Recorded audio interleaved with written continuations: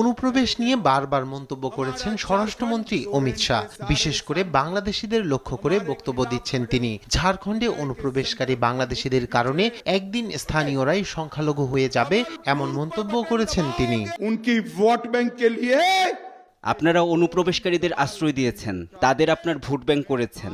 আজ আমি ঝাড়খণ্ডের জনগণকে জানাতে চাই, বিজেপি তোষণের রাজনীতির অবসান ঘটিয়ে অনুপ্রবেশকারীদের বিতাড়িত করবে এবং ঝাড়খণ্ডকে পুনর্গঠন করবে। उल्टा लटका कर सीधा करने का काम।